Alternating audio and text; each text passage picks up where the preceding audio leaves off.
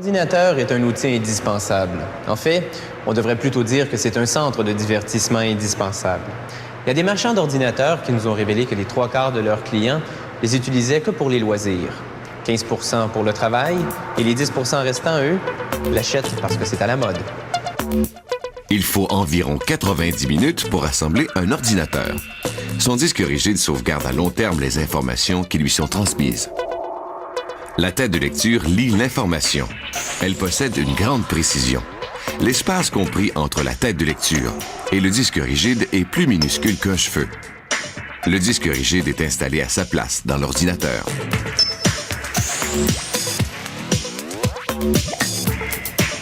Il existe deux autres unités de sauvegarde des informations.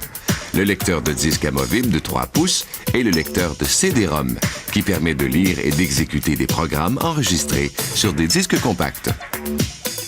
Ces deux unités sont mises en place.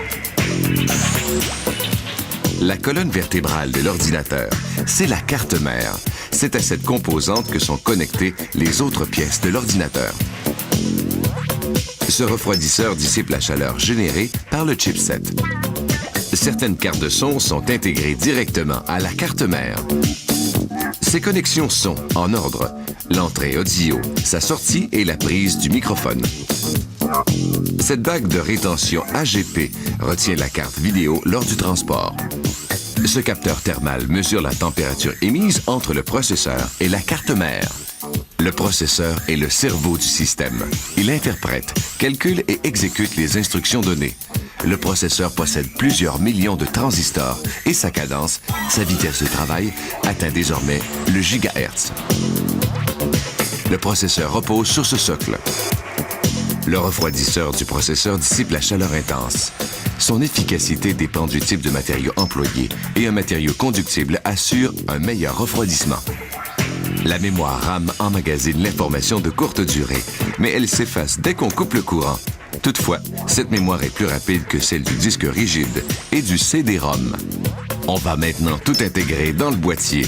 C'est un coffre qui protège les composantes internes des éléments extérieurs. À cette étape, on installe les organes électroniques dans le boîtier. Plusieurs connecteurs du boîtier sont branchés à la carte mère, dont le commutateur et divers indicateurs lumineux.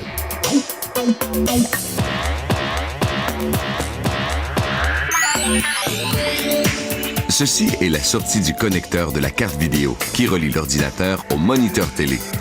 On voit aussi la puce vidéo qui crée des images en 2 et 3 dimensions. Voici la mémoire vidéo.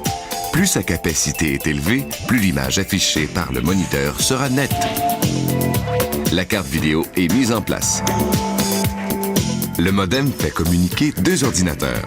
Ces condensateurs rendent le signal téléphonique parfaitement pur pour faciliter les communications. Ce connecteur de puce modem contrôle l'information qui circule entre les deux ordinateurs. Le fax modem est installé. Le bloc d'alimentation transforme l'électricité selon le voltage requis par les différentes composantes.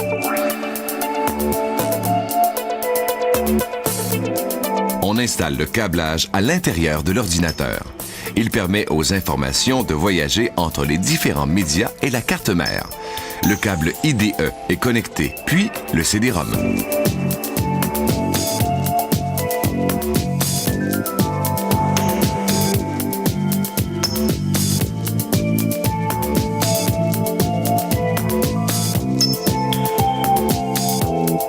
Les derniers fils électriques sont branchés aux différents organes de l'ordinateur.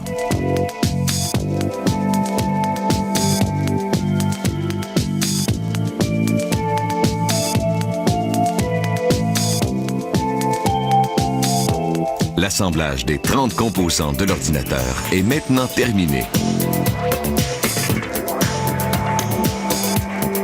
Juste avant de le refermer, on teste chaque ordinateur pour vérifier le bon fonctionnement de ses périphériques. Puis, on le ferme et on procède à l'emballage. Dans cette entreprise, on produit environ 300 ordinateurs à chaque jour.